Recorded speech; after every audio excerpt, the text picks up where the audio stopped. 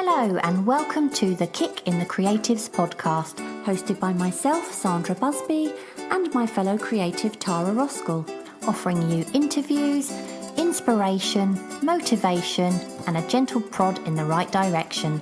And for lots more information, challenges, and other useful tools to help you get creating, you can go to www.kickinthecreatives.com. And of course, this is where you can also find today's show notes. Enjoy the show.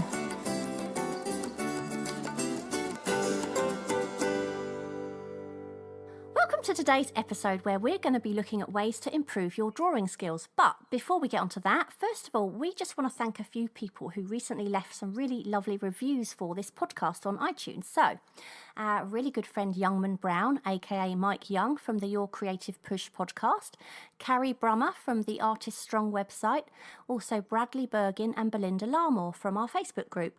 It really does mean the world to us, Tara, doesn't it? And, to read reviews like that. So thank you all so much. Also, thanks to everyone who's been sharing the work they've been doing for the challenges. We're way too early to comment on the March ones just yet because we're recording this on the 6th of...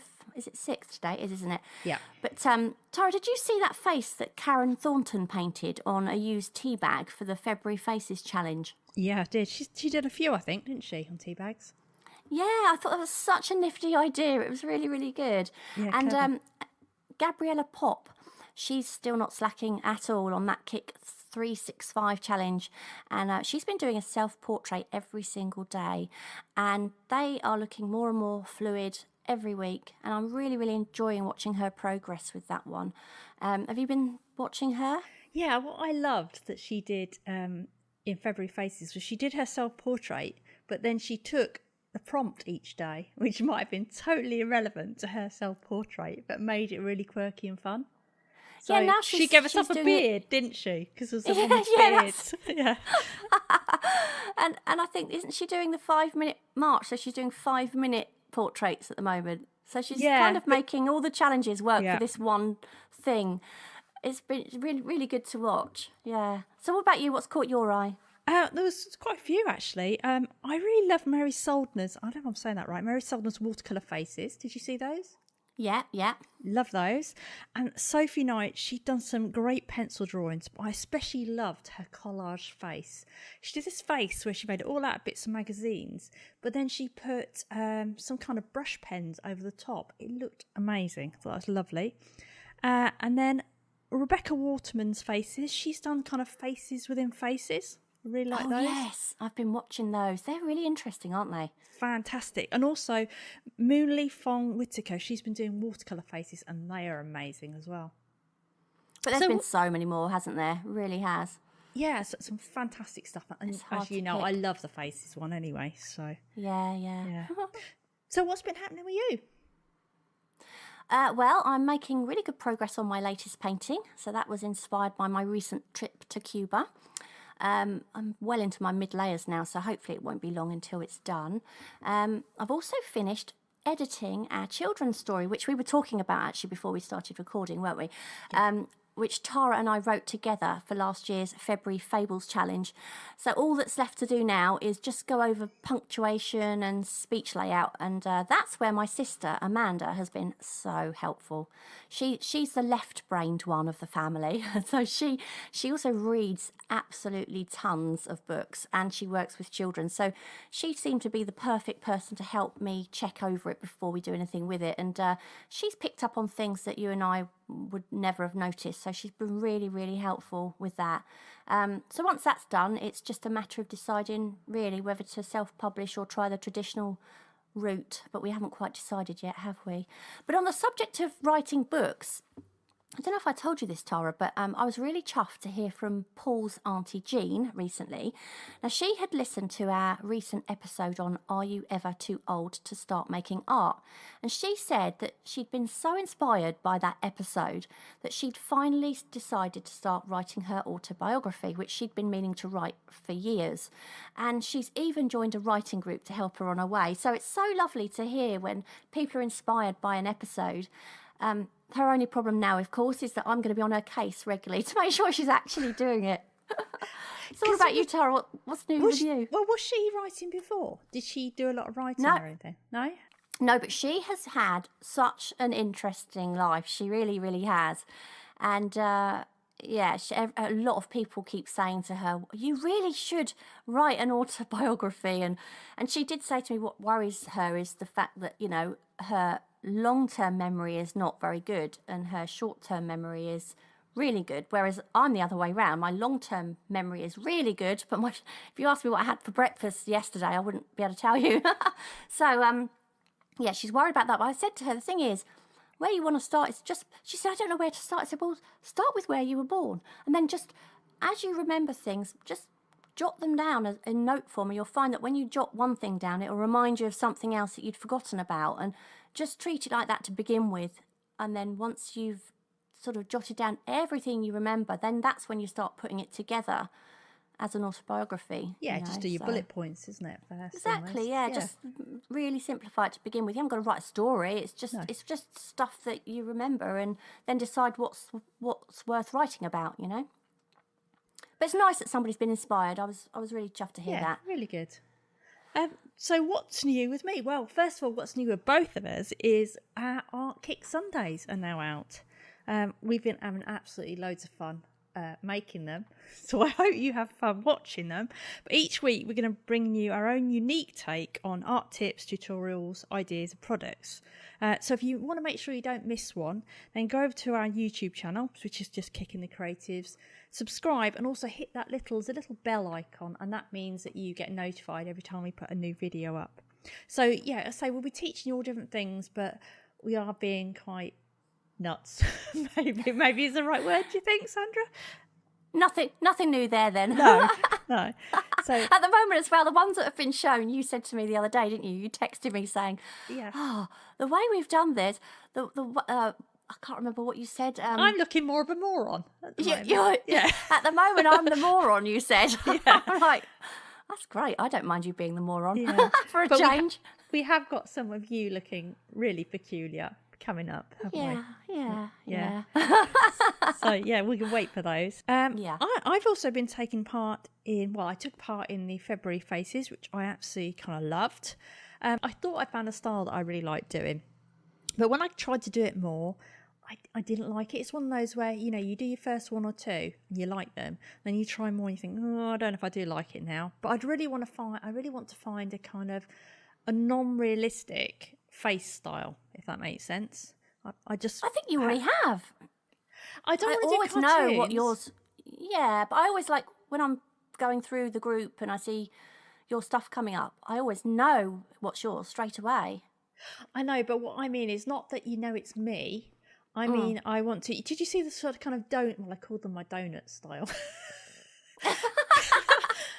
Well, it was kind of semi-abstract faces where they had sort of circles and stuff. Did you see any of those? Yeah. We see, that is what I kind of mean. Something where I've not just drawn a face. It's not just that you can recognise it's mine, that it's kind of got a certain sort of look about it. Does that make sense? Yeah. And that's what I'd really, but I haven't found it yet, but that's what I'd really like to do. This month I'm doing 5-minute march. Our challenge to do a 5-minute sketch, and I love that because, as you know, I love timed sketches. And something really daring. Do you want to know what I did that was really daring? Go on. I used the other side of my sketchbook. No. I know. Oh I never do that, but I worked on the reverse side. Yeah. So you didn't get any bleed through then? No, because it was quite a thick paper. It's a mixed media. Well, it's a watercolour book actually, so yeah, fairly thick. The only thing about doing that is when you do a really good sketch one side and then you turn it over and then you do a terrible sketch the other side, you can't tear the page out because you've got. But then if you try and put collage over it or something, then it buckles, doesn't it? Yeah. If I did a really good sketch, I wouldn't draw on the other side. But, you know, if it was if it was just one that I think, you know, I'd draw on the back of it. So that was quite a breakthrough for me. Yeah. Yeah. And also some more really exciting news. That is, I got a new pencil sharpener for Valentine's Day. No. Yeah.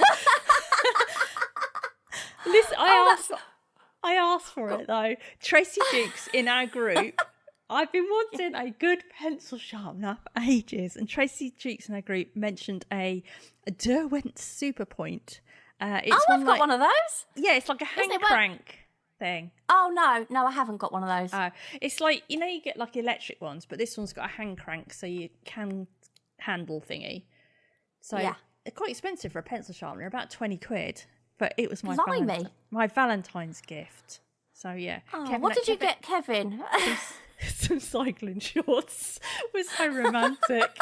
Well, actually, here's a running legging thingies, whatever you call them. Both pencil sharpeners, basically. I've got a pencil sharpener that makes a really good point. It's got kind of two things. It's got one that sort of basically sharpens it, and the other makes the pen, the actual lead part, really, really, really pointy and long. Yeah, it's quite good. Well, this makes it really pointy and long, which is good. not the running shorts. I do think as well, it's like, I remember when Paul came home once, and he came home and he said, I've got you a present. Yeah. And I went downstairs, oh, what have you got me? And he got me this giant toilet roll. That's what it looked like. And it was basically a giant roll of lint-free rag stuff that I can use for my painting. And I was absolutely chuffed to pieces. And, I did say to him, most husbands bring back flowers, and I get a giant toilet roll. But that's exactly what I want. I don't want flowers. Funny, I want a giant toilet roll. Yeah. That's like Kevin brought me back Sharpies once, a pack of Sharpies that were on sale. I was like, wow. Who said romance is dead? I know. So I suppose we better go on to today's episode, hadn't we? Yeah? Yes. So in today's episode, we're going to talk about ways that you can improve your drawings. Of course, as with anything, the key to improvement is practice. But there are things you can do to help speed up your progress. We share some of our ideas and also add some of your suggestions.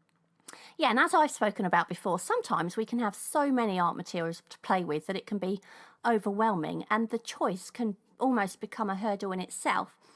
So when it comes to just practicing, keep it simple with just some basic materials. So aside from a sketchbook, if your choice is a pencil, then I would suggest a 2B pencil, because that's a good all-round tone and mark maker. But my own personal preference these days is to practice with a simple biro, because it doesn't smudge, you don't need a sharpener, you don't need fixative.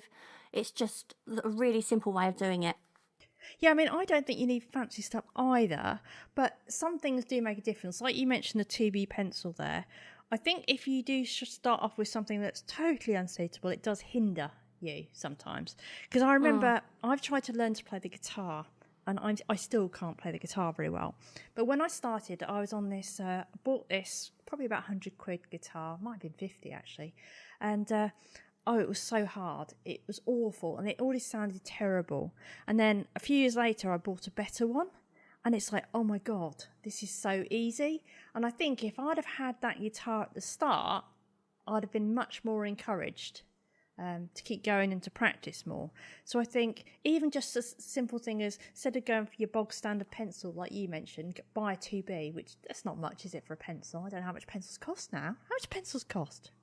I don't know. No, I don't know. I'm sure you can go to WH Smith and get them for about 20p probably. They're not expensive at all. Even just something as simple as that, I think can actually help. Not going to great expense or anything, but some little things do help. Oh yeah. But like you say, once you get a little bit more confident, using something like a pen, or for me, I love my brush pen. It makes you commit to your marks then, doesn't it? Once you get a little bit more confident, and it stops you being hesitant. I think beginners quite often tend to be really hesitant with their lines and daren't put them down for fear that they're going to make a mistake. The thing is with a biro as well, though, you can just make really faint lines, so you don't have to. Your brush pen, you can't put a faint line down, can you? No, it's black and bold. Whereas a biro, I find that you can just map out little outlines without actually. You are committing, but you're just mapping it out, if you like, and you can then go over with your darker lines. So that's why I quite like that. I was actually in the dentist yesterday. Paul had an appointment. I had to go and I don't know why I was there actually. I just went along with him and waiting in the waiting room, and I ended up getting really bored. I was like, oh God, what am I going to do? And I had an envelope in my bag, an old envelope. What, an eyeliner, knowing you? An eyeliner? No, I don't carry my eyeliner around, I promise. But I did have a biro pen. And I was like, oh God, this waiting room is so uninspiring. There was a sofa across the room with a cushion on it, and I just started drawing this cushion and then added the arm of the sofa, and then I thought, oh, I'll draw a person from my imagination. Obviously that one didn't go so well, but it just killed the time. But it was just the fact that I had a pen and an old envelope in the back of my bag. Yeah. Funny thing is as well is when you sketch like that, quite often you'll find the sketches are quite good, better than maybe they would be, because you're not trying. Yeah, you're uninhibited, aren't Yeah, you? you're doing it just for the hell of it because you're bored. You're not doing it to think, oh, I want to do a nice sketch in my sketchbook. Yeah. But I always think with, like, you know, you were saying about pens. I think with a brush pen, obviously you can. I did one that went hideously wrong the other day, but I don't know if you saw my man with a nose in the wrong place. oh no, I didn't see that one. Yeah, he was very wonky. But sometimes I think if you do put a line in the wrong place, just put the right one near it. And sometimes it even adds to it. I sometimes kind of like the quirks like that. Oh, I do. Yeah, I agree with that. I actually really love looking at sketches where you see the kind of base lines, if you know what I mean, the faint lines, to see the workings out. And often, you know, when I see artists draw their sketches and they rub out those lines, I almost think it's a shame because I quite like that. It kind of adds an energy, I think. Yeah. But one of the keys, I think, to improving your art quickly is to draw regularly. So if you draw just a little bit every day, even just for 5 or 10 or 15 minutes, it's so much better than just drawing for a couple of hours once a week. I mean, I suppose it's a bit like the gym, isn't it? Little and often gets better results. But I mean, if you think about our 5-minute march, I mean, that is so valuable. So valuable. But if you were just to sit down on a Sunday and draw for 3 hours, I think that's less valuable in a way. What about you? What do you think? Yeah, I mean, the 5-minute march, you were saying, the weird thing is as well, I don't just sit down and do one 5-minute drawing. I end up doing 3. Yeah. Which is great because you sat down, you committed yourself to 5 minutes. Yeah. And it's all about that practice thing, isn't it? It's like once you start, oh, well, I might as well do a couple more. It's still only 15 minutes, isn't it? You've not spent hardly any time. If you commit to 5 minutes, what will happen is you'll do your 5 minutes and then think, oh, actually, I'll do a bit more. And you almost never end up just doing 5 minutes, do you? Yeah, even if it's a separate drawing or if you decide to carry on with, you know, put more detail into it. Yeah. I was going to say about the gym, I used to have this boss. I don't know if I've told you this before. And she used to not do any fitness at all, but then she used to go to like 2 or 3 fitness classes in a row. Oh, God. she'd come back because, yeah, it was her company and she'd be knackered. But then am I allowed to say knackered? Yeah. It's rude. We might get banned on iTunes. And then she'd skip it for a week or 2, and then she did the same again, like a week or so later. It was madness. Oh, yeah, that is bonkers, isn't it? Yeah, and time drawings, like we just said, I'm going a bit all over the place here, but time drawings, not only does it get you going, but it stops you worrying about detail. For me, it's like if I'm doing 5 minutes, I'm not worrying about, oh, there's a tiny little, you know, bit of detail, a bit of fur there. I'm just thinking big. And you can start off with whatever time makes you feel comfortable. Like start with 15 minutes, gradually work it down and, you know, decrease the time. Yeah, and I think that depends on the individual though, because as you know, Tara, Yeah. I hate time drawings. Yeah. And for me, they increase the pressure, and I have to relax to be able to draw really well. It's really weird. It's like with maths or anything like that. If somebody gave me the most simple sum, because they've thrown it at me, I literally go blank. I can't answer it. But in my own time, if I just thought, oh, what's this? I'll know. It's really weird. It's just the pressure. I don't work well under pressure at all. I hate that. But for some people, obviously, that really is a good thing to do. It really works, and I know you love it. But one of my own suggestions, which I'll often do myself, is to draw the same subject over and over again in different positions, all on one page. And hands are really good for this because they're really quite tricky to get right. And so you can learn a lot from mastering them. But I've got pages I have in my sketchbook of seated figures, feet, noses, and it's a really great way of getting to know a subject as well. And it comes in really handy as when you're drawing from your imagination, because if you've done pages and pages of feet, you kind of get to know how they are in a certain position. Do you know what I mean? Yeah, I mean, I think as well, if you don't want to just like have your sketchbook and do, say, loads of hands one day, you could pick a subject for the whole month, almost like we did with like February faces, say, for example. Yeah. So you could set your own challenge, but maybe for a month you're drawing hands, you might only draw one hand a day. And what I think your confidence will grow. I know when I did the February faces the first year, because you remember I hadn't been drawing long last year when we did it, not by hand. No. And by the end of it, I really felt confident, and I didn't think I was going to enjoy drawing faces, but I really, really did. I think picking a subject like that as well, you can experiment. You don't have to stick with drawing every single one in, say, pencil. You could do some in biro. You could do some in line and wash. I think you can kind of keep it interesting by mixing up a little bit that way as well. I love drawing bits of body. Yeah, don't go into that anymore.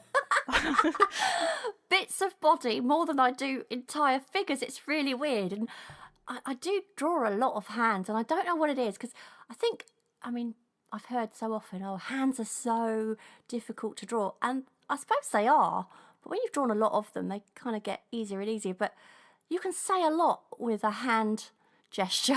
You can say an awful lot with a hand gesture. Especially if you're annoyed with someone, you can just draw a hand gesture. No, but what I mean, I've got hands shaking each other and holding each other's hands and linking little fingers, and it's just the shapes are really fascinating, and I don't know, I just love it. But yeah, so my sketchbook is just full of these bits of body, and I think when I went to Cuba, I said last time, didn't I, that in my sketchbook I had like a toe or that's weird. Instead of drawing somebody laying on a sunbed, actually I did a few of those, but here's a toe lying on a sunbed. Yeah. Do you know what I was going to say, right? What is weird about hands, like people say hands are really hard to draw, and for me, if I was to draw a hand, like say I was to stick my hand out in front and drew that would be fine. Hands are hard when they're attached to something. That sounds really bad, doesn't it?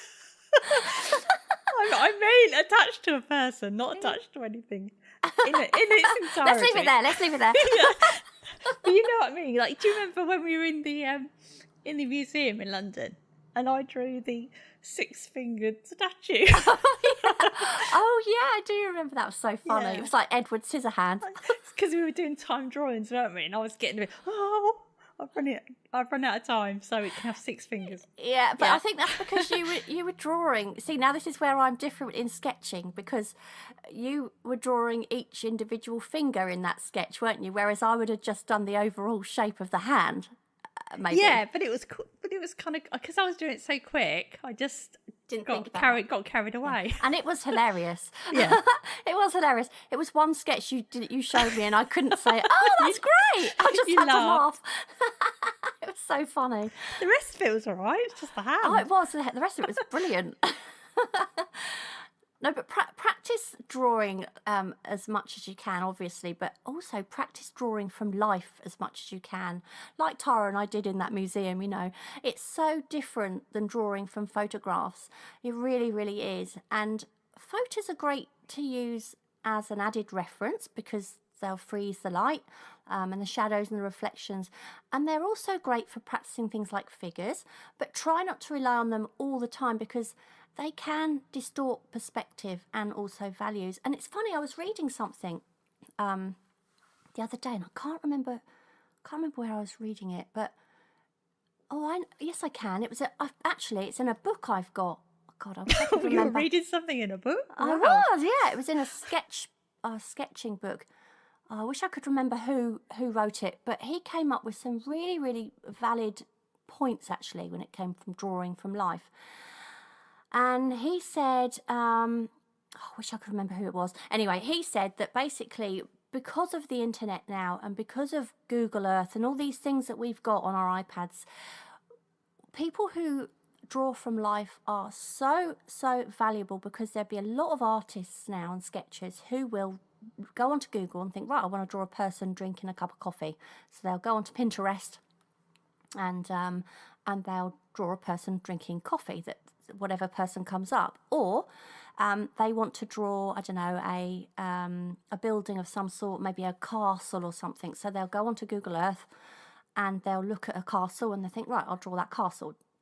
And what he's saying is that basically in hundreds of years to come, there's going to be an awful lot of documentation by artists that are documenting the same photograph of an era. Do you know what I mean? Oh yeah, yeah, So he said, what the most valuable art that we can produce now is going out on foot and drawing things from life, from your own perspective, rather than from the perspective of the person who photographed it 10 years ago or whatever. And it's now on Google. Because of photographs now aren't even printed anymore, really, are they? They're kind of all on USB Yeah. sticks. We're running out of those really valuable things, those documents that actually show how something really was in lots of different people's views. Do you see what I mean? I know what you mean. Yeah, yeah. We're getting copies of photographs, which is kind Yeah. of what I'm doing with faces, because I would love to draw faces from reality all the time, sort of thing. Yeah. But it's like I can draw mine, I can draw my partners, but I can't get somebody every day to come and sit for me. Well, I probably No. could, but it'd be tricky, wouldn't it? Sort of thing. People are harder, but just going out in life and drawing, what's around you, even if it is your coffee cup in Costa Coffee or whatever, it's your own photo. It's not your own photograph. It's your own perspective of that. It's your own experience of that moment. Yeah, I like to do a mix. Yeah. Yeah, and I think it is so true what he was saying. Photos, I mean, they're really, really good for practice. You cannot beat, going on to Google and saying, right, images of faces, please. It's brilliant for that. But just try not to rely on it. And also photographs, they can distort the perspective and also the values. And the colour's almost never completely true in a photograph. For my paintings, I often refer to both a photo and a still life setup. So, as I said, the photo will freeze the light, but there's a depth to a life setup that a camera just doesn't seem to be able to capture. I mean, there are obviously times when I can't paint from life. I once painted a raw egg, for example, and obviously I couldn't leave that hanging around my studio for 3 days. Things like marbles, I mean, they're just way too small for me to see the detail that I want to see.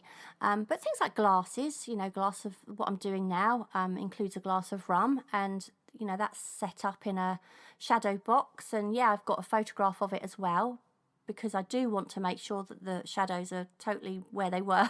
But I'll refer to both. Do you find that shadow box? I know that's a new one you got for Christmas. Do you find that it's still being affected by the outside light as well, or not? Yeah, they do. It freezes the light to a degree. Yeah. But I mean, obviously, because the front's open, there's always going to be a difference. So that's why I always take a photograph as well. But there's a place for both. I think photographs are very, very useful and But the thing is, as well, you can actually also freeze the light and the reflections by sketching. Yeah, that's I a longer did way around wonder. it. So would you when you do the sketching bit, would that be from life? Because obviously when you're just sketching, you're not putting in the shadow. It's more the outlines and stuff, isn't it? And the shapes. Well, I don't know. I don't know how you do it for oil painting.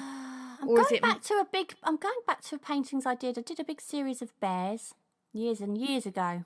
Yeah. And I remember I always used to obviously rough out the outlines of where they were, first of all, before I did anything. And then once I'd roughed out my outlines, then I would go over with charcoal, and I'd basically do a tonal sketch. And it was the full size, same size as a painting. I'd do a tonal sketch. I never had shadow boxes back then at all, so I had to rely on a charcoal sketch. So I'd basically fill in the darks, the even darkers and the even darker than that's, and then leave out the lights and the midtones, and then I'd have my big charcoal sketch alongside my painting, so that even though I had the life set up in front of me, I would refer to that sketch for always where the shadows were. Right. Yeah. Interesting. And now quite often I'll do that with a painting. I'll do a tonal painting first. So I'll start with underpainting. Yeah. But I will lift out the highlights, and then I'll go over again with the darks, and then I'll just basically have my basic tonal map, and then I'll work over that with the colour. Do you start your drawing straight with a brush? I'm going off track here. Just curiosity.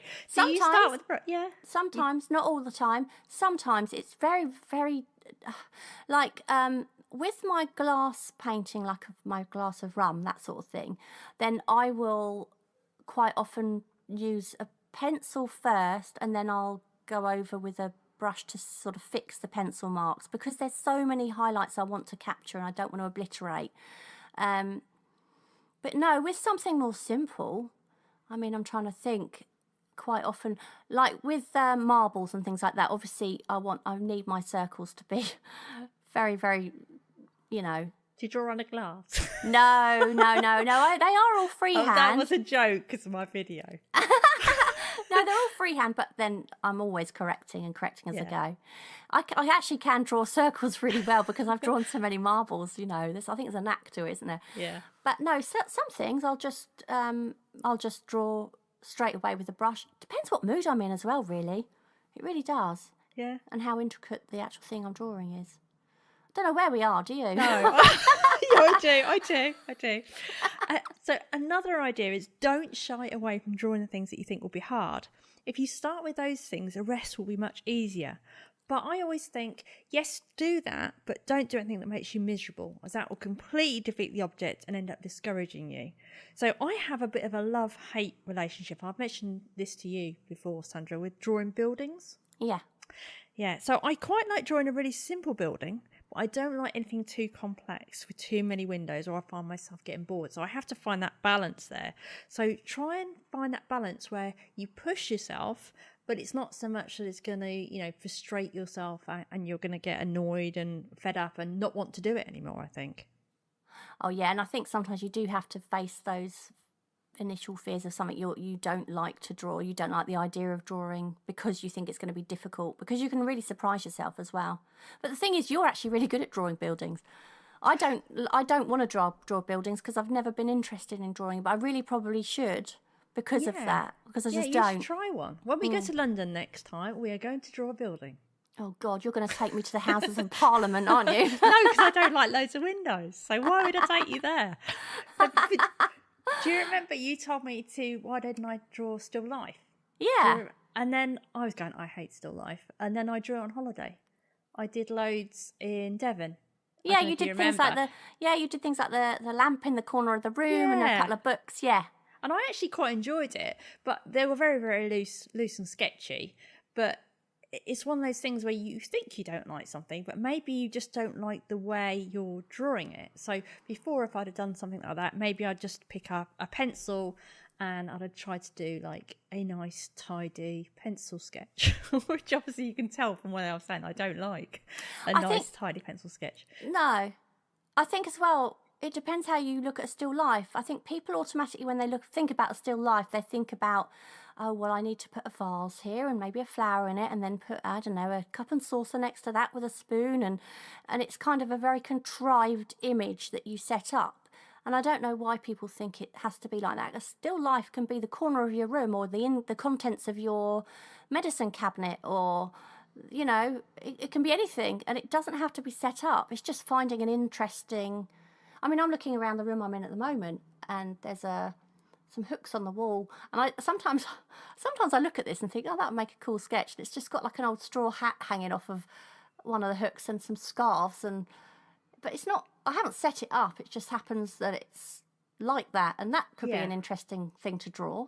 Yeah, it doesn't have to be a contrived image at all, and it doesn't have to be this tight drawing, does it? It can be, a quite loose, which I was doing, very loose, and just applying a bit of watercolour, but not even a watercolour as in a proper painting. It's just like apply a little bit of colour, isn't it?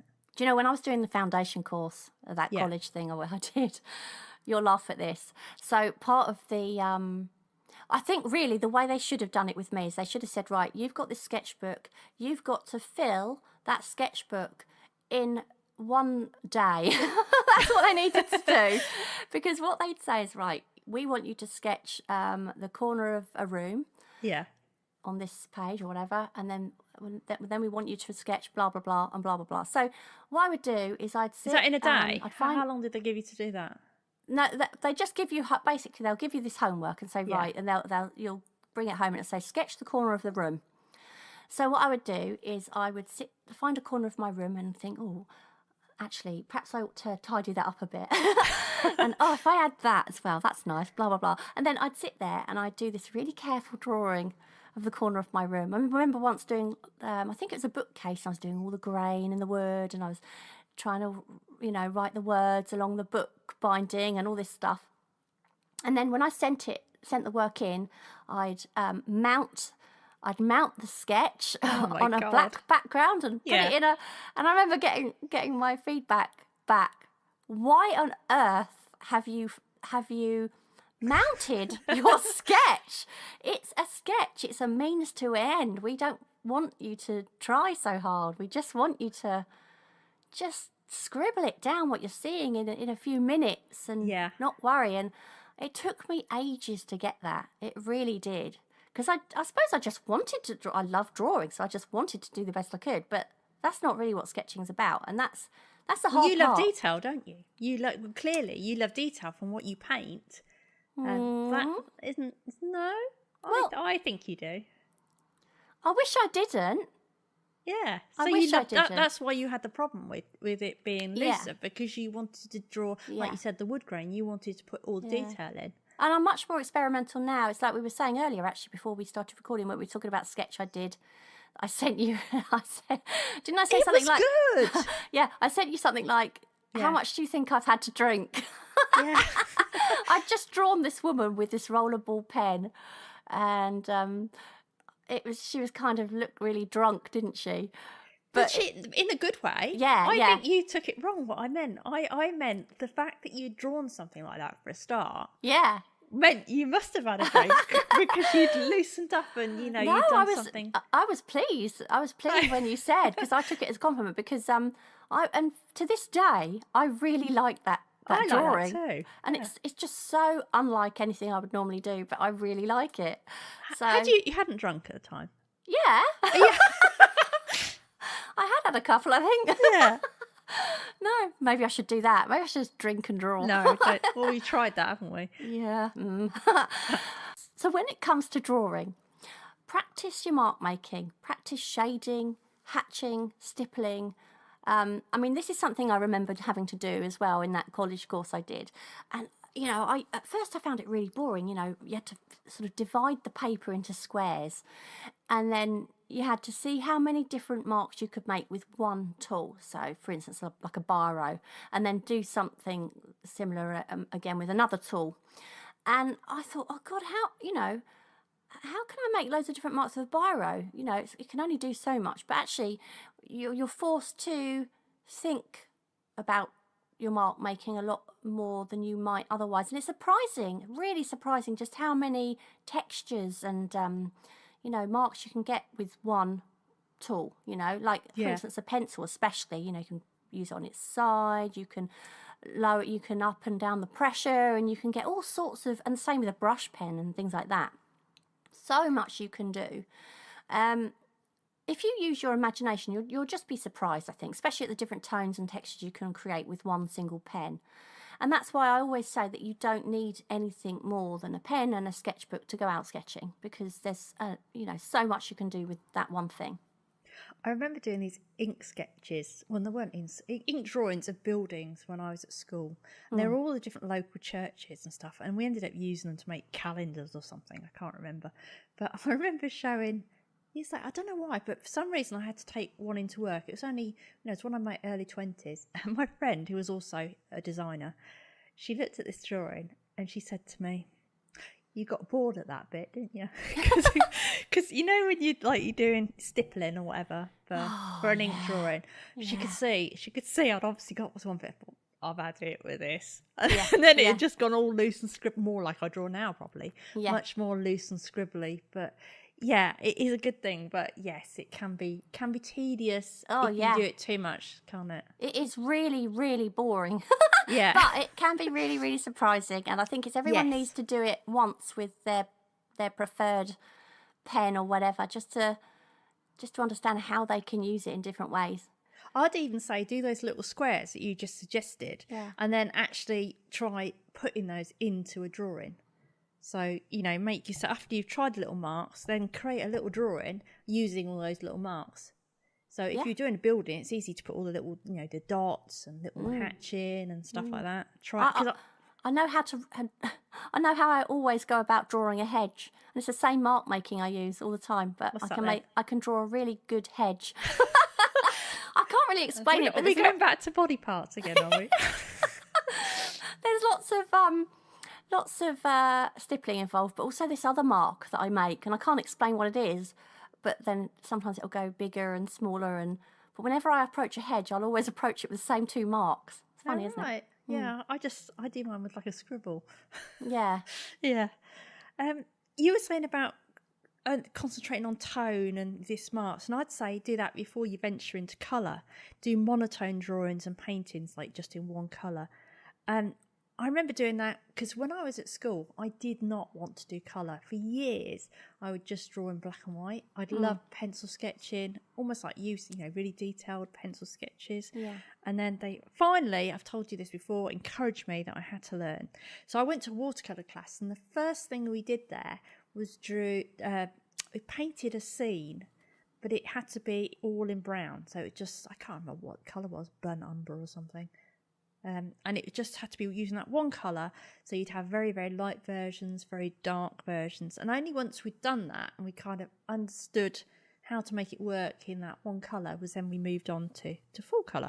Did you use white as well to mix in to make the lighters? No, because it was watercolour. So it was I see, of course, it was just, very, very weak watery paint for the lights, and then obviously much thicker for the dark. We don't think we used any other colours, so we didn't bring any blues to make it darker. I think it was just that one colour. You could do that with anything, whether it's coloured pencils, or with oil paints you might need to have white as well to lighten up your colour. But I think they're so valuable, those tonal paintings, and that's how you would start at any college. That's how they would teach you to first concentrate on just the tone. That's it. I think one of the most common mistakes that beginners make is being afraid of the dark, and you've got to remember that the darker the darks, the lighter the lights will appear. And I often see sort of quite wishy-washy watercolours, and I think it's where people are frightened to be bold. And you know, those darks are so important, so you've got to be brave. Also, when you're drawing, look a lot more closely at things, and we kind of hear it all the time, don't we? What is it they say? Draw what you see rather than what you think you see. Oh, God, how often have we heard that? But to a beginner, that might not make much sense. So to explain it a bit better, you've got to try and erase from your head the label of what you're looking at. So, for example, instead of seeing and drawing a cup, look at it instead of a series of shapes and tones. So you'll see an ellipse, and then you'll see a series of curves, and that's how you need to look at it. The moment you start thinking of it as a cup and a handle, your brain will automatically try and draw it for you as though, basically as you think it should be rather than what it really looks like. And the same applies to whatever subject you're drawing. So one way of doing this is to practice drawing from upside down images. And this is a really great way of making you draw what you see and what not you think. What not you see. And not what you think. It's like Yoda. And this is actually one of our quick kick challenges coming up later in the year, but so valuable to do that. Yeah, isn't the one as well, I don't know if I'm supposed to say this later on, but where you use a mirror as well, because you can use a mirror to check what's wrong with your drawing. Yeah. Which is quite strange. You can also try blind contour drawings, and they force you to look at a subject more closely. And if you don't know what that is, basically it's when you look at your subject really closely. You follow around that path of that subject, but you don't look at your paper. And quite often it looks, when you've actually finished, it doesn't really look like what you're drawing, because obviously, things start all over the place. And you basically keep your pen on the paper, don't you? Yeah. But the important thing really is that you're looking really closely at whatever the thing is. And I actually think sometimes these drawings actually have this real character or sort of niceness about themselves. It's almost a nice I drawing in its own right. I agree. Yeah, I really do love those drawings. And also, the more you do it, the more you'll find that it does start looking like what you're looking at. Do you see what I mean? So it's like a real good exercise for your hand and eye coordination, I think. I remember seeing this thing actually, I think it was on the internet, and they had kids and adults who were artists. Obviously, the kids weren't artists, but they somehow had some sensors on them to see what they were looking at. And the kids looked at subject much less than the artist.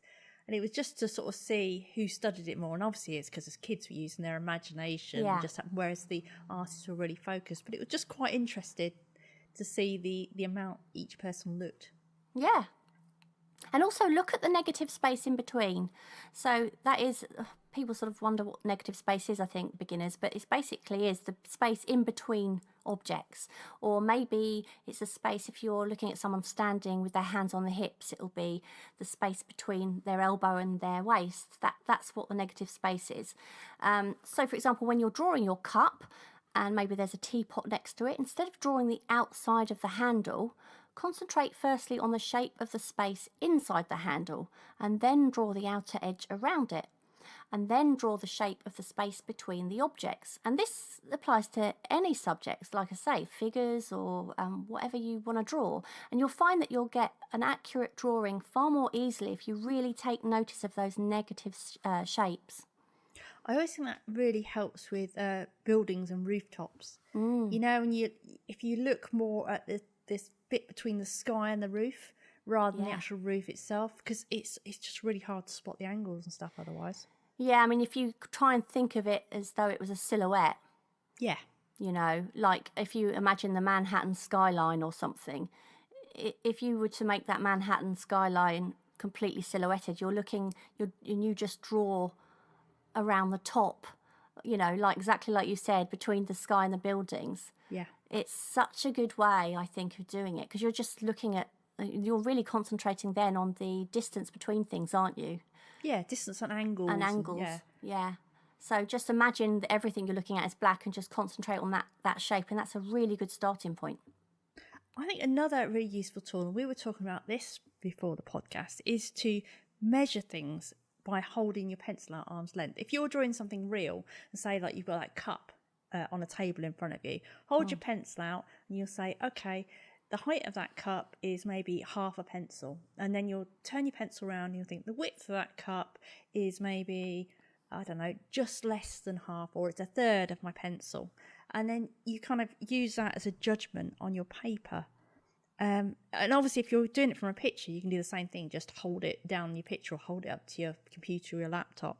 I also hold my pencil out or pen out at horizontals or verticals. I don't know if you do this, Sandra. Yeah, to get the angles. But quickly, what you have to make sure is you've always got your arm outstretched. Because if you have your arm outstretched 1 minute and then the next minute, you know, your elbow's bent, that's not going to be right. Yeah. Say it's same with like we were just saying, holding it horizontally. If I'm trying to work out which way a roof goes, I'll just bang my hand on the microphone. Sorry. I'll hold my pencil out horizontal and then think, okay, it is going slightly up to the right or slightly up to the left. I think that makes it a lot easier as well. And look for things that line up with other things. So, for example, when you're drawing a face, you might notice that the corners of the mouth line up with the inner corners of the eye or the eyeballs, depending on the person. The top of one building might line up to the bottom of a window on another, that kind of thing. So rather than concentrating only on the subject you're working on, keep in mind the things around it, because they will help with the proportions. When it comes to sketching as well, you've got to realise that even though you might want to improve on your drawing, sometimes perfect can look a bit sterile. So don't feel like you've got to be a slave to your subject. Embrace the quirks and those imperfections. I just want to go back to you saying about the things lining up on the face. And just remind everybody that we've actually got a video. You did a little video, didn't you, showing which elements line up on the face with what and how the face breaks down? Yeah, it's a very average example. I mean, obviously, everybody's face individually is different. But yeah, if you're trying to draw something from your imagination, it's a great way of knowing where to put your features, yeah. I think even if if you're not drawing from imagination, just that basic, even for me, the knowledge of knowing that the eyes fall roughly halfway in the face. If I start drawing something, I think, oh, that looks weird. Why does it look weird? And I'll think, oh, the eyes are too high up or too low down or whatever. Yeah. I think just sometimes those things can help. Yeah, definitely. I think knowing those basic proportions is always important, and thinking about the shape of the skull underneath the face as well, and things like that.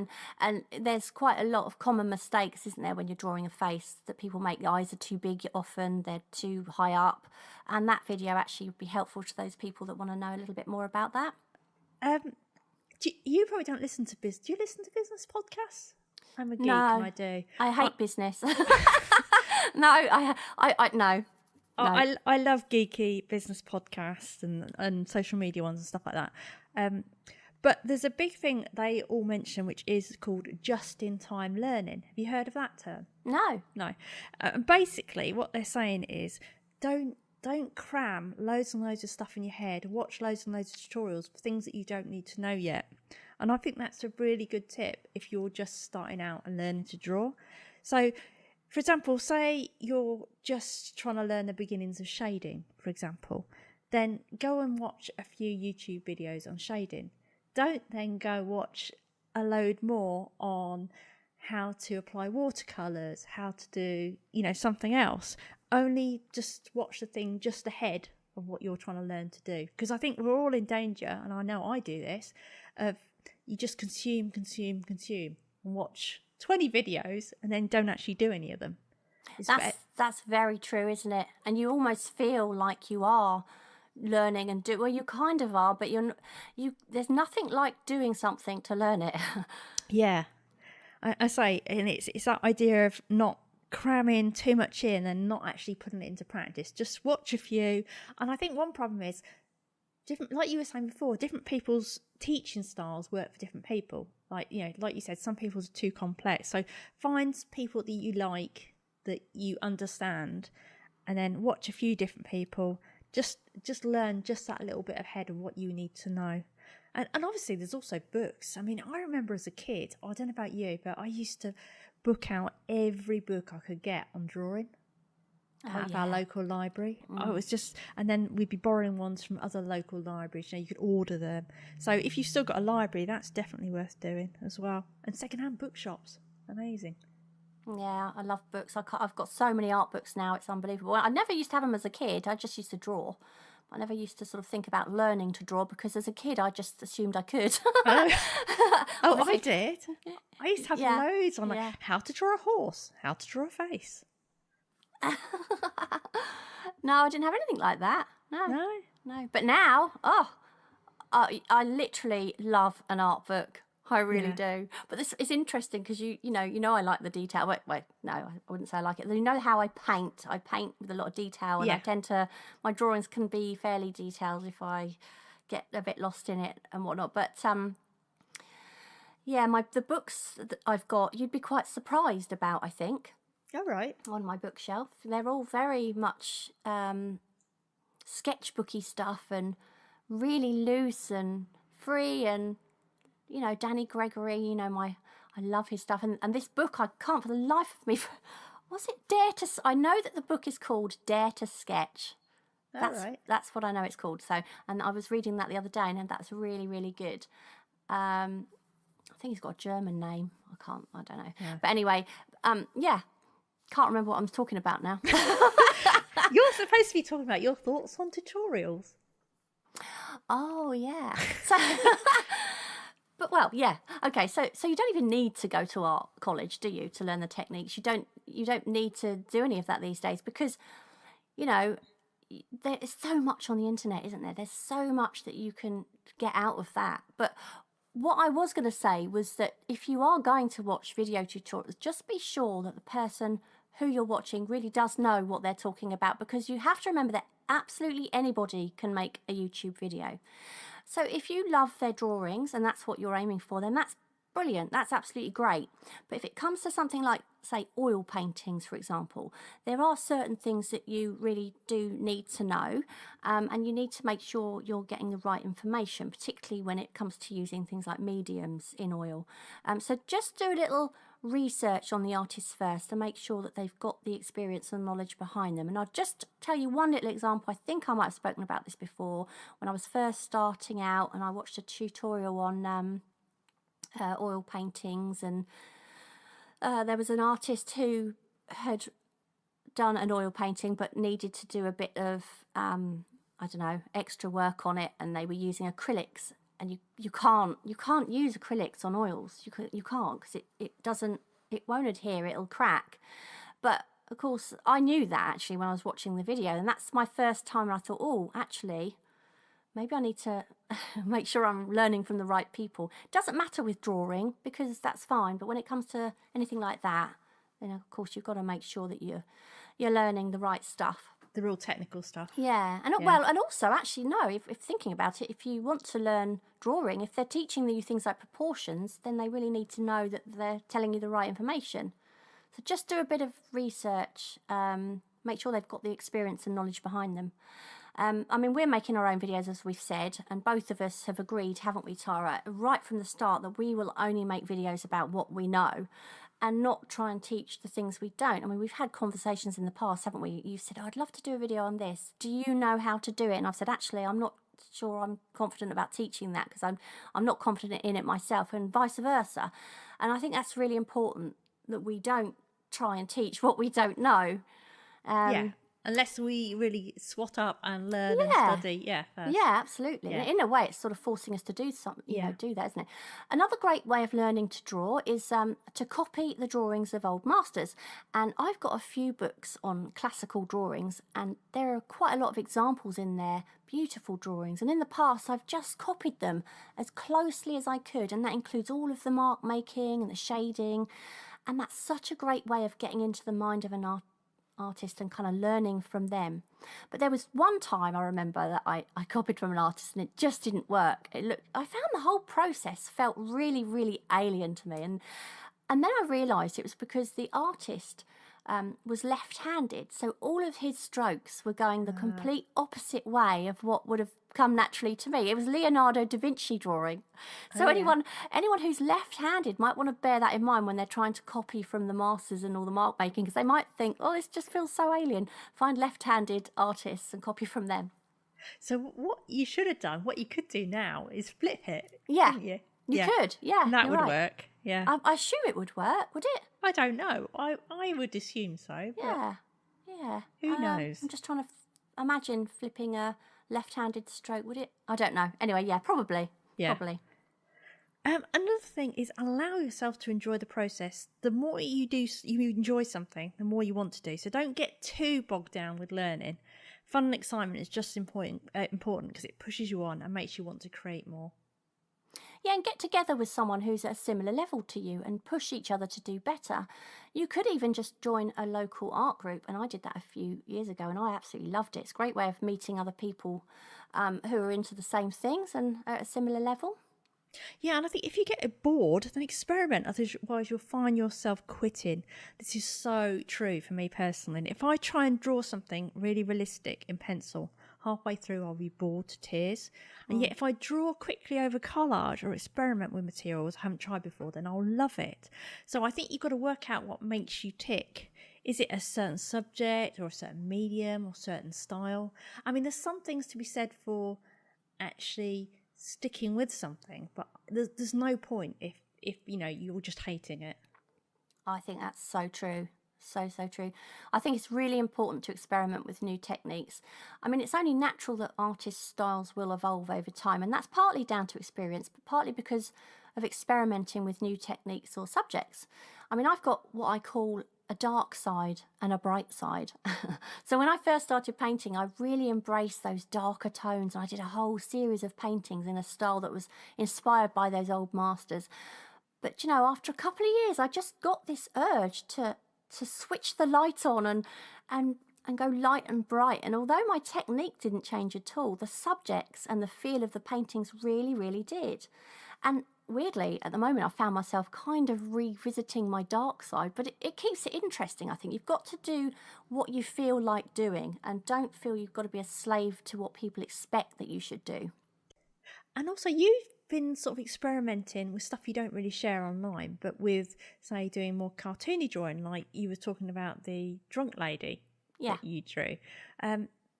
And you do that as sort of experimental for yourself. So you don't even have to share it, do you? Those sort of No. things that you do.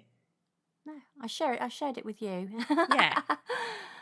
But I think But you do it more for fun for yourself. yeah, And absolutely. Yeah. I think as well, when you've got a kind of style that you do and you sell, and people kind of look at you for that, it's like my blog. I mean, my blog, I could blog every day with stuff I've done, but it would make me look like I was about 12 different artists. So on online, because I'm sort of selling, I suppose I do try and everything I show obviously is my style I usually do. It's my usual style, but that doesn't mean that behind the scenes I'm not having fun doing other stuff, you know. And I do think it's important. You gotta keep things fun.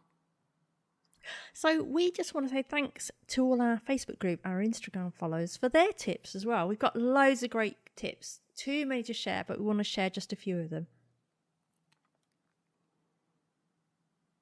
Oh, it's me. Sorry about that. That's all right. So I've got Christine Agnet Christon. Hopefully I've pronounced that right. A lot of practice, she said. Also, I find if I can't get my drawing right, turning it upside down or looking at in the mirror helps. That's so true. And I've got Marsha Furman. She says, just try to draw a lot and don't take it too hard if it doesn't turn out like a masterpiece. Not all practice will be perfect. Do you know something I've noticed recently? What? That is, if I look at, say, different artists online and I'll see a piece by someone and I'll just think, oh, wow, that is amazing. You know, they are the most amazing artist ever. And then I might look at some other their work, and if I'd have seen another piece, I'd have just thought, that's okay.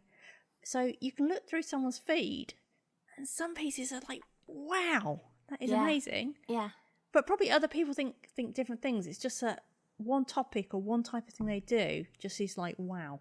I think some people only share their good stuff as well. They don't share all of their experimental stuff. So sometimes it's easy to assume that when you see an artist online and you love their work, that's you know, it just falls off their brush or the pencil. It doesn't mean that at all. It just means that they're not sharing the other stuff. No, which is quite it's absolutely fine not to share it. You don't have to share it at all, but it shouldn't make you feel that you're not as good as, you know, you're not good because they're producing this amazing stuff, because there's, you know, for the most part they would have produced plenty of stuff that isn't perfect. Yeah, and I think that's what I quite like when I see someone. Yeah. And I look through it, I think, wow. And I look through another bit and it's kind of more attainable. And I think, well, you know, I could do that sort of thing. But yeah. And I've got Ben King. He says, practice by drawing what you love and makes you happy. Introducing small challenges along the way, like only drawing people with Sharpie markers, for example. Make the journey fun. A good example is what I'm trying to do today. I love Spider-Man and found a challenge called Spider Sona, where you draw your own Spider-Man. So it's what I love to draw and a challenge rolled into one. I think that's good advice. Yeah. And then I've got Nick Tate West, and she says, draw things you've never drawn before. You will see those animals or objects, etc., in ways you've never seen them. And she did all those very weird creatures, the most deadly creatures. Do you remember? Yeah, loads of different creatures on one page. Yeah. I've got Emma Cavill, lots of practice. I have also found sketchbook school courses to be inspiring and informative, plus the challenges, support and encouragement from this group. Now, this is a really interesting one. I'd never heard of before. It's James Penn Wiggins, and he says, something I've done that's enjoyable is to start with a light colour pencil like yellow, then move up through orange and red and black. You get to experiment with not erasing and going with a flow, as it were, but you also get to refine your picture a bit. Now, I've seen people draw with like light blue, especially kind of product designers. You know how they used to do it the old way and then go over it with black, but never that way. No, that's interesting. I've never seen that either. No. I've got Christy C. Neff. I've learned a lot from YouTube artists. I've taken a few free online tutorials and combined or added skills as I went. Tutorials on shading, drawing faces, both realistic and whimsical, tutorials on mixing colours, how to paint waves, water drops, scales on fish, etc. Each time I come across a new subject or something I've never attempted, I do a search on YouTube and eventually find an artist that has done it before. So much knowledge at your fingertips. Then I subscribe to the artist that I connect with the most. And that's a really good idea. And one thing I do want to say on that, and I don't know if we kind of made it clear before, but I think it's very important to start right at the bottom. If you're learning to draw, don't miss out those fundamentals. And by that I mean learn to shade and practice that until you've got that. And then learn about I don't know, angles and things like that. Don't think, I want to learn to draw faces, so, and then immediately try and draw a face. You need to, first of all, know how to draw an ellipse and how to draw form and things like that. So always start at the very, very beginning and don't miss out any of those foundations, because it'll suffer in the end if you do miss them out. Catherine J. Mather, look for spatial relationships between negative spaces if your goal is to draw something accurately. Another one, pick a subject that intimidates you. Could be anything, hands, bicycles, horses, human figure. Buy a pack of plain 4x6 cards and draw one every day on a card for a month. Sometimes use reference, sometimes use your imagination. Another one, to help get contours of faces right, take an old-fashioned magazine and a Sharpie. Just trace over the contours of the face as in the ads. It helps to give you a feel for the structure. Show pan back. One piece of advice I received was to really see what's in front of you, not what you think you see. The mug does have a circular opening, but what you see may be an oval that is tilted. And I've been practicing seeing better, and from the book, draw with the right side of your brain. And turning an object in a non-standard way may help you see rather than think about what it's supposed to be. Yeah. Have you got that book? 'Cause I keep I hearing have about actually. That. Is it any good? Yeah, it's very, very good. A lot of that is all about those exercises, and a lot of those we do in our challenges. You know, like the drawing upside down, and the drawing the spaces between it. But it's a fun way of doing it. I think. No, it's good. Yeah, I keep hearing it popping up. Yeah, there's one that's just a book, and then you can get an exercise book that you buy alongside it, where it gives you examples, and then you copy. Oh. Couldn't copy. No, I know. It wouldn't be your cup of tea. No. Lucky 13. Have reference images of the thing that you are drawing. This won't really apply to everyone, but as a semi-realism painter, it's useful to have something to look at. And eventually you'll be able to draw the right shapes without the need for a reference. Just useful in general for making things look right. And we've got Mumsy Savo. Practice and forget being self-conscious. You know that, as this group taught me both. Oh, that's nice. It's nice, isn't it? So we've got our previous question, which was, the creative genie wants to grant you one creative wish. What would it be? And we've got a load of different answers. Yeah, I've got Jelly Bean D. To always have the right creative tools, be that paint, paper, tablet, ink, etc., for whatever project I want, appearing as I open a specific drawer that I keep my art equipment in. Okay, I've got Marley's Mast. To be able to not compare myself to others. I always try not to, but then I see someone else's amazing work and I can't help thinking, I wish I could do that. Jola Kedra Art. Servants, so they could do the chores and stuff, including painting the sides of the canvas, so all I had to do was paint. I've got Leela Pappenberg, and she says that after working 8.5 hours straight at my studio, that a yummy dinner is already waiting for me and my family. Oh yeah, if only. I've got Ilse Ann Hofwegen. Hopefully I've pronounced that right. A beautiful house on the English countryside with a conservatory where I can draw and paint, earning enough money to support myself by teaching children to cherish their creativity and enjoy drawing, and by illustrating children's books. Yeah, you can illustrate as if you like. Yeah. I think her name is Ilse van Hofwagen. I think it's a van. Van is like the, I don't know exactly how you pronounce it, but... It's German or Swedish or something? Yeah, I guess so. Yeah. Sorry. Oh, do you want to try it again or not?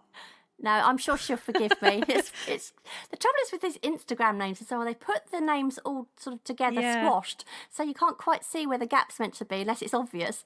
She's probably cursing me for getting it wrong as well. So I've got Queenie CVII, and I don't know what that is in Roman numerals. My wish would be that with a thought, a fully stocked art studio with endless space that I controlled was stocked with every medium I wanted, every modern comfort food, a library, a comfort couch, a spatial desk, and she goes on like this. And basically what she wants is Doctor Who's TARDIS, but full of art supplies. That would be amazing, wouldn't it? They just appear and it's a massive studio inside but looks small on the outside. And when you go in there, you go in there but you come out more or less at the same time, even though you've been in there for hours. Oh, yes. I need a larder like that. What, just for food? What, for your snacks? No, just so that when I come in Yeah. and I want to make dinner and pudding, Yeah. then basically I have this do you watch MasterChef? And they go into this like larder, which is like a supermarket. It's got absolutely everything. So you can go in there and think, right, what am I going to cook today? Oh, that'll do. I'll have that, and that. You haven't got to go shopping. And then you could make your dinner and make your pudding. And then you come out and you think, oh, it's still the same time. Oh, wouldn't that be amazing? Do you have pudding? Then you can spend the pudding. Oh, well, usually on a Sunday we have pudding. Not every day, no. Sorry, notice that all I'm obsessed by is that you have pudding. Not by the materials. I love a pudding. Oh, art materials. Well, who doesn't want that? But the thing is, yeah, it's the time thing, isn't it? Having a time machine where all those things you do that you don't really want to be doing, Yeah. you want to be spending your time on your actual art. Imagine that. Perfect. Imagine if you could just kind of rewind that time and have that back to spend on your art. Great. Amazing. So I've got Candice Rutherford. My wish is for a week-long babysitter. This would help give me time in my studio without worrying about my 2.5-year-old son messing with my art. I think that's a good idea, but I reckon 16 years would be better than 1 week. So you don't ever want to see them, basically. Aww. I've got Moonlee Fawn Whitaker, and she says, to cast away the devil of doubt, be gone. Oh, yes, wouldn't that be good? It'd be nice. Wouldn't that be good? Mind you, do you think you would ever improve if you didn't have any doubt, maybe? I think maybe you need a tiny little bit, but I think I have It can be rather crippling, too big can't a it? dose, don't you? Yeah, I think Yeah. there's a balance. You need a bit, but not Yeah. too much. Yeah. Kim Hine, she says a never-ending art journal so that I don't have to worry about replacements, and it's mixed media so I can do watercolour or acrylic paint or pastel or whatever I feel like on any given day. I've got Catherine C. Slater, and she says some more time, perhaps an extra hour slotted in mid-morning each day. Yeah, do you know what? We keep going back to this time thing. Do you know what mine would be? No. I need a few me's. I need the me that works, Yeah. so she can get on with that and do a better job because she's not constantly thinking about this and Yeah. art. I need the domestic goddess me, the one that needs to keep the house clean and make dinners and things like that. Because again, I don't do that well enough because I'm too busy wanting to paint, and I need the me that sees friends and family, because obviously I want to do that, but I Yeah. often don't get the time to do that. And then I need to be the me that paints and draws, and that's the one I want to spend the most time with, really. Yeah, I don't think I could cope with that many. Can you imagine the number of texts you'd get Oh, if you had God. more than one me? I have got Teresa Joliffe Cameron. To silence voices from the past, it would be better if you have no eye for colour or design. Art is a waste of your time. Yeah, I'm sure there's a lot of listeners who've had that and they know exactly what you mean. Why does that stick in your head rather than I know. the comment where someone says it's really good? I know. I've got Sarah Grace, and she says a $50 gift card once a month to the arts and crafts store of my choosing. That's if she's being reasonable. But if she wants going to be extravagant, her wish would be for a full ride scholarship to an art school of her choosing. Oh, yeah, imagine. Amazing. Would be. Cheryl Martin, my wish would be to draw my granddaughters and for them to say it looked like them. tough crowd, or a dedicated, I was going to say desiccated, or a dedicated studio? I've got Sophie Knight, and she says pencils always keep a nice sharp point. She needs a Derwent sharp point pencil sharpener without having to stop and sharpen them all the time. Yeah, put that on your Valentine's list, Yeah. Sophie, for next year. I've got Ruth Inman. I would ask to be blessed with the creativity needed to figure out how to fit all of my art supplies and a workspace into my tiny 9x11 room. Well, I was thinking, Ruth, you might want to go back and listen to episode 15 because that's full of advice on how to make the best of your creative space, and you might find some really useful tips there. Meanwhile, we have a brand new question to ask, and that question is, what do you do to stay creatively motivated? So what do you do to stay creatively motivated? I thought you were asking me the second time then. I thought I hadn't prepared an answer.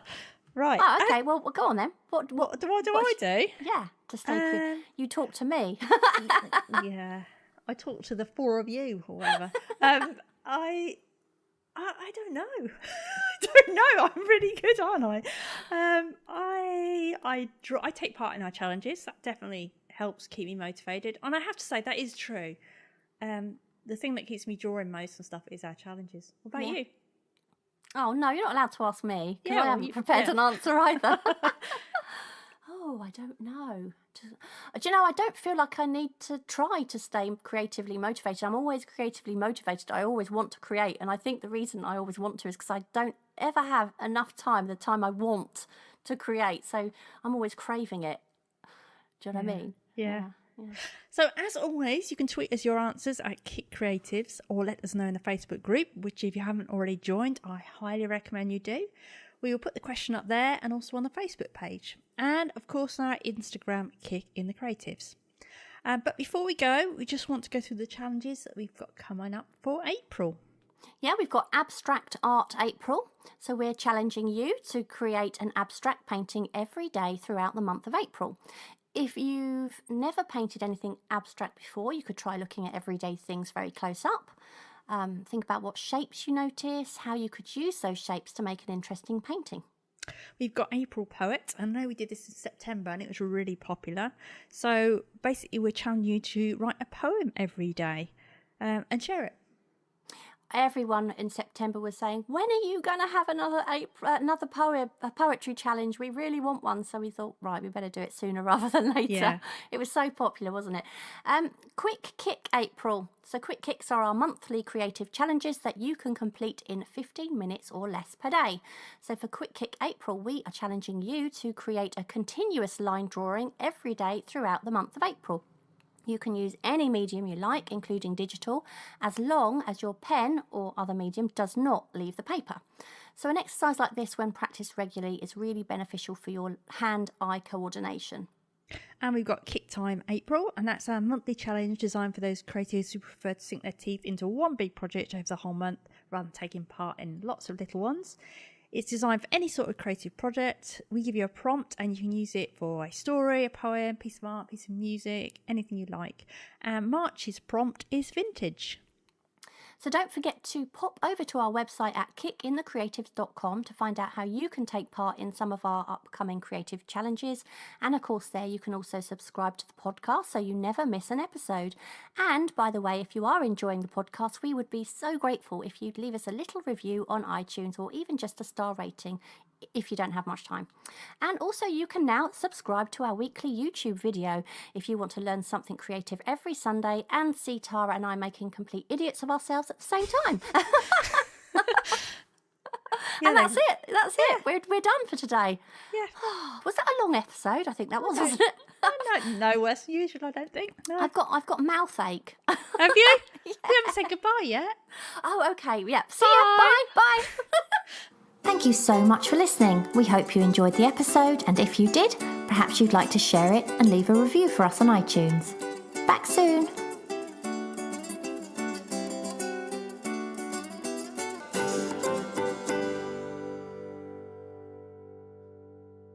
When it comes to drawing, though, the other thing you've got to do is practice mark making. So And this Hang was on a minute. Hang on. Oh, are we? Negative space. Oh, hang on. It's my fault. No, you're right. You're right. I'm looking at the bottom of the wrong page. Sorry. I'll start again. Sorry. Again. So yes, and talking of art materials, as I've spoken about before, am I on the right? No. Right, we need to edit that out. Okay. You now got to say in today's episode we talk about ways I you can know. improve I your know. drawing. That's what I was going to go on to. Go on. Okay.